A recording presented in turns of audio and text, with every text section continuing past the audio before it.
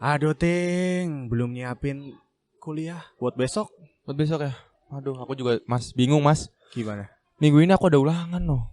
Persiapan ujian ya? Iya. Beda zaman banget kita ya? Iya, beda zaman banget ya. Wah, kayak judul podcast kita nih. Yo Halo Bimeners. Halo Bimeners. Selamat datang di podcast Beda, Zaman.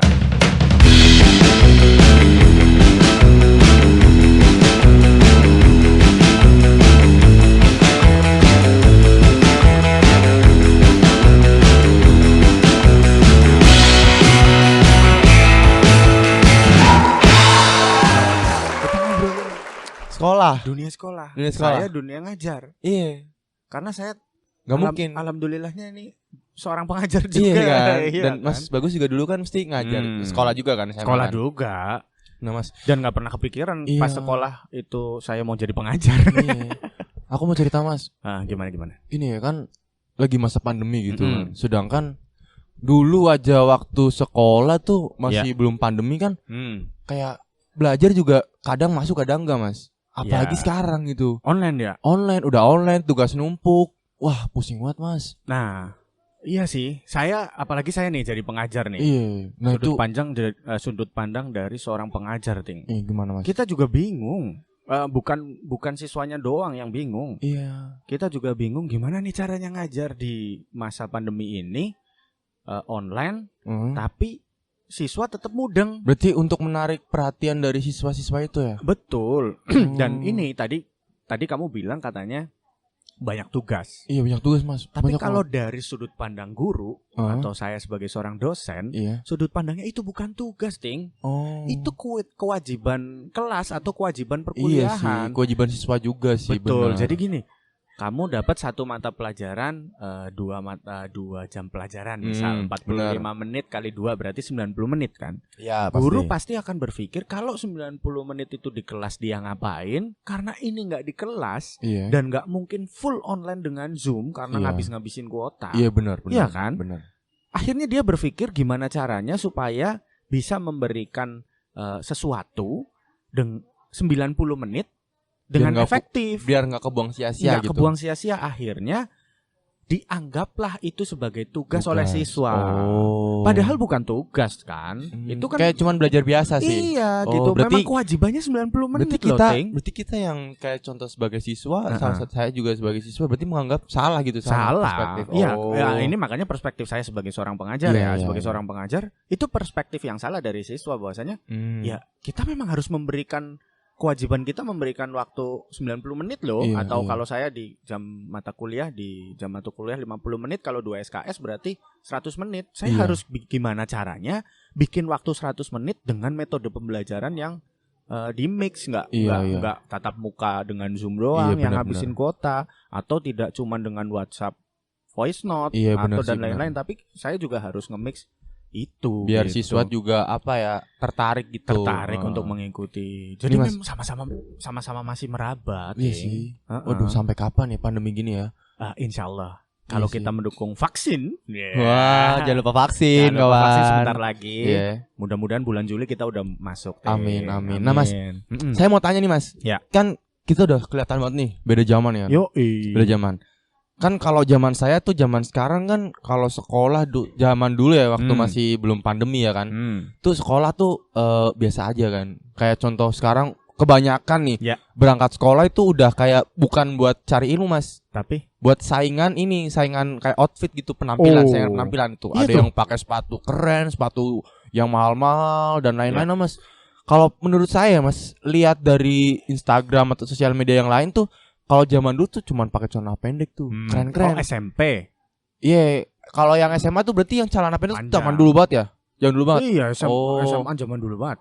Kalau tahun SMA udah mulai pakai celana pendek itu udah kayaknya tahun 60-an itu, tahun 70 udah pakai celana panjang. Kalau tahun-tahunnya Mas Bagus tuh yang kayak celana cutbray gitu ya, gede-gede. Zaman terus saya ini bukan cutbray, tapi celana komprang.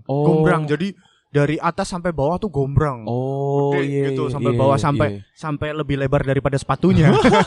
Tapi terus, dari atas.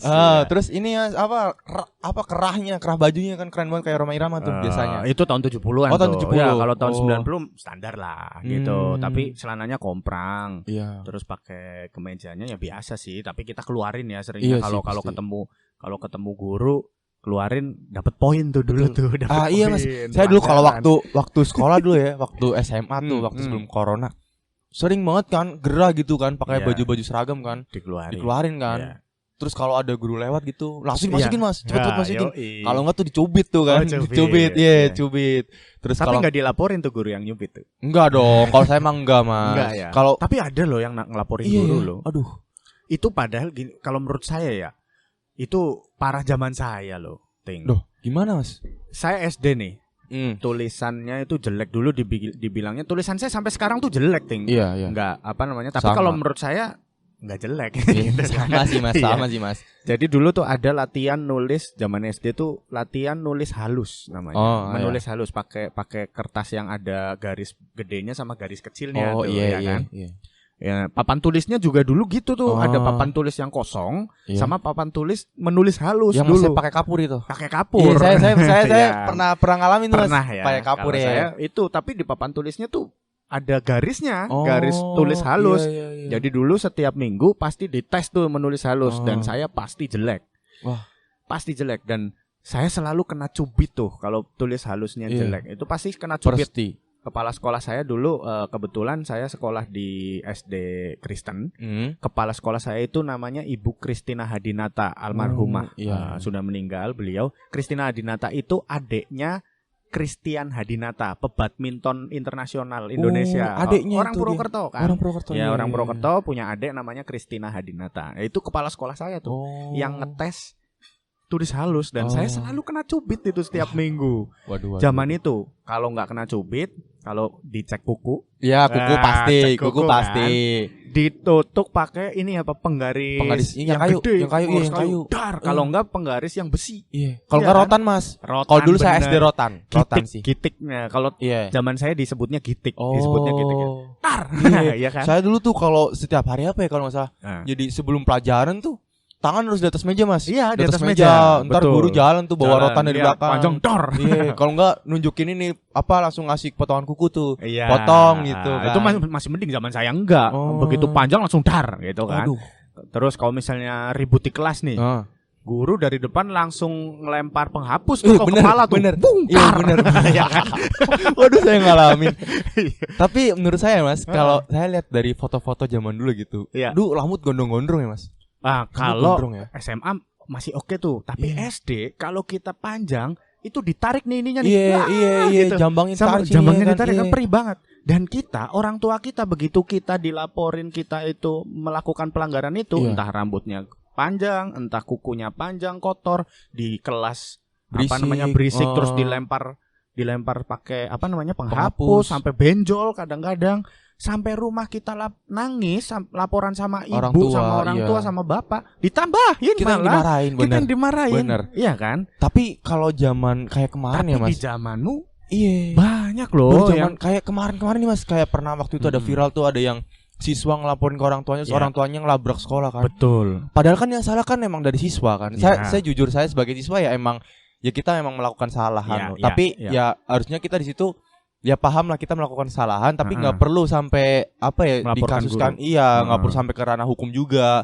Karena salah siswa sendiri kan. Karena dituntut di peraturan sekolah itu sudah tertera kan. Harusnya kita mengikutin, cuman memang beberapa dari kita yang masih agak melanggar gitulah, biar kelihatan keren gitu katanya. Iya, tapi kalau kamu tuh setuju nggak sih? Misal ya, memang gurunya tuh emosian.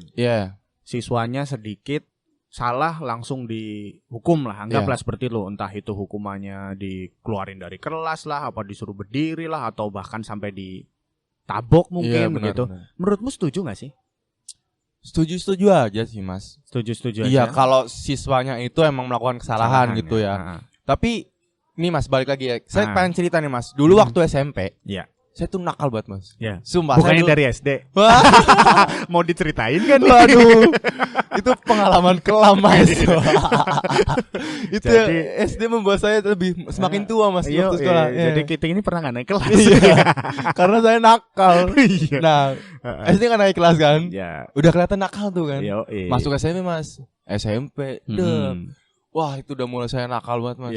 Kayak sering keluar nggak berangkat sekolah lah. Sampai orang tua saya sering Mas ke BK. Betul. Sampai guru BK aja kalau saya ada masalah, udahlah kamu jangan bikin masalah mulu. Saya capek kayak nerangin. Tapi gitu. ibumu juga suka cerita juga. Iya kan, bener kan. Ibu saya sudah kayak ya udahlah gitu. Terus cuman kata-kata yang sebelum saya lulus dari SMP itu guru BK saya Mas, namanya Bu Martini tuh. Enggak tahu sekarang Bu Martini. SMP berapa dulu? SMP 6 dulu saya. SMP 6. Oh, kita satu alma mater dong. Oh iya. Saya SMP 6 juga. Wah iya tuh kan. Mantap. Dulu SMP 6 Mas, Bu Martini guru BK-nya tuh. Enggak tahu sekarang masih ngajar apa enggak kan. Jadi dulu Bu Martini sempat pesan saya ini.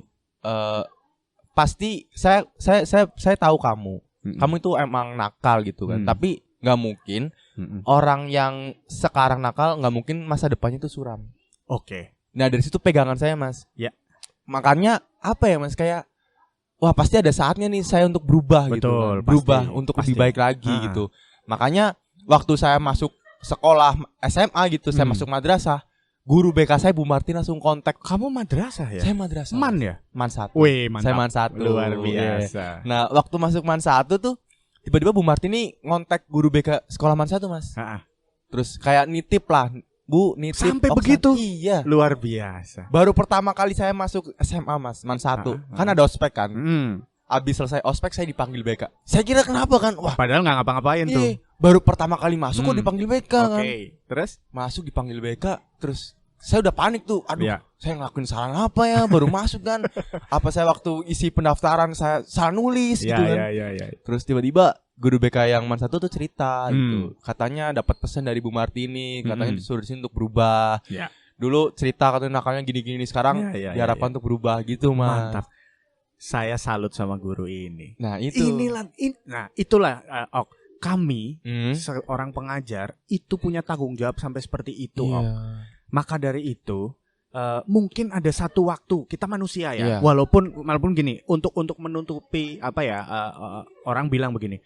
Sabar itu ada batasnya. Tapi bagi saya Allah itu atau Tuhan itu tidak pernah memberi batasan kepada manusianya. Nggak pernah tuh. Manusianya mau ngapain aja itu Tuhan itu membebaskan. Kita yang menentukan. Jadi sebenarnya sabar itu nggak ada batasan. Iya sih. Jadi kalau untuk bilang sabar itu ada batasnya, itu mungkin bisa terpatahkan dengan itu gitu ya. Tapi bagi saya, guru yang akhirnya sampai emosi ke muridnya, untuk sampai ibaratnya dia mencubit, mukul, nampok dan lain-lain, itu sebenarnya menginginkan si siswa ini berubah. Iya sih, untuk menyadarkan lah ya. Bukan sekedar emosi gitu. Nggak mungkin kalau ngomongin ke siswa itu cuma omongan doang sih Mas. Menurut saya kalau memang si siswa itu punya keterlaluan ya. Iya, keterlaluan. Nggak Jadi, mungkin sih. Karena si guru ini punya tanggung jawab sampai situ gitu loh. Bahwasanya saya guru sudah dititipin sama orang tua nih. Orang tua sudah nitipin kita ke sekolah untuk dididik. Bukan hanya dididik secara menambah ilmu pelajaran, tetapi kita juga dituntut untuk mendidik secara moral, perilaku juga. Secara perilaku. Nah, benar. Maka tanggung jawab itu ya sampai itu jadi wajar kalau kita itu memberi ibaratnya bukan marah ya, tegas. Kita tegas memberikan. Kamu harus begini, kalau nggak kayak gini nggak bisa gitu. Itu tanggung jawab kami. Jadi kalau dari sudut pandang saya bisa memahami, walaupun saya belum pernah nih jadi seorang guru atau dosen saya sampai mukul mahasiswa saya, apalagi mahasiswa tuh udah dewasa banget ya. Sih, menurut saya kalau sampai dipukul tuh berarti udah keterlaluan pakai banget. Tapi gitu ini Mas, tapi di suatu saat gitu ya, kayak contoh dulu tuh kita ngelakuin kesalahan sampai dipukul sama guru, sampai dicubit. Dulu tuh saya ingat banget ya, guru saya namanya Pak Cipto kelas 5. Sukanya kalau kita salah bukan lagi dilempar pakai penghapus, tapi digelito. Gelito tuh gini nih, ini jempolnya begini terus stuck kayak gitu. Oh, dijitak gitu, dijitak gitu tapi ya? 2 kali sambil dipoles. Itu aduh. Sakitnya minta ampun, itu sampai bun-bunan, sampai sakitnya sampai sini loh. Pak Cipto kalau masih hidup, Pak Cipto terima kasih atas didikannya. Terima kasih juga Bu Martini udah sering ngomongin saya. Nah, tapi apa ya Mas, dari hal-hal begitu tuh bisa menjadi cerita yang asik Mas di tongkrongan. Kayak contoh kita udah lama nih sama teman-teman SMP jarang ketemu, terus kita bikin reuni. Terus kumpul sama anak-anak yang ketemu anak-anak yang satu BK bareng tuh, masuk satu BK bareng tuh. Kayak contoh waktu saya dulu minggat bareng-bareng Mas. Mas kalau dulu minggat sekolah berapa anak Mas? Saya minggat paling parah ya. Nggak berangkat sekolah. Pernah di kelas itu tinggal 3 anak. Tinggal 3 anak? Iya. Kalau saya Mas dulu SMP nih. Itu SMA itu. Oh SMA. Kalau saya SMP Mas, jadi kocak banget nih. Buat teman-teman yang masih inget, kita 12 orang Mas. Wih mantap. 12 orang tapi beda kelas. Dari kelas A sampai kelas G kita 12 orang. Ada yang keluar semua ya. Ada yang keluar semua Mas. Jadi itu hari apa kalau saya di Senin gitu, kita emang sengaja kan cabut dari sekolah. Terus tiba-tiba keesokan harinya Mas, kita dipanggil Mas. Dan nggak tahu itu guru BK tahu dari siapa kalau kita cabut kan. Dipanggil 12. Pasti temennya dong. Nah mungkin sih ada yang cepu Mas. Nah itu dipanggil, kaget kan. Waduh, udah ruang BK kecil kayak gitu kan. 12 anak orang masuk coba. Untung aja gak dibakar gitu. Nah masih mending dibakar Mas. Kalau kita disuruh ikut ini lomba sepak bola kan 12 orang. Oh iya kan 12 orang. 12 orang Mas. Wah itu ruangan sempit banget Mas. Sumpel-sumpelan gitu. Ya walaupun apa ya kita dimarahin di sana Mas, sampai dibilangin masa depan kamu bakal gini. Takutnya anak kamu gini. Ya itu apa ya menurut saya buat untuk sekarang nih yang kemarin dulu pernah ngalamin itu bisa jadi bahan cerita yang asik Mas di tongkrongan. Betul. Pengalamannya itu betul. Nah, terus kalau sekolah kan identik dengan cinta Mas. SMA. Saya baru SMA kan. Tapi SMA saya suram Mas. Karena baru sekolah 1 tahun. 1,5 lah ya. 1,5 Mas. Terus corona. Dengan dalil-dalil cuma libur 2 minggu. Ternyata 2 abad ya libur.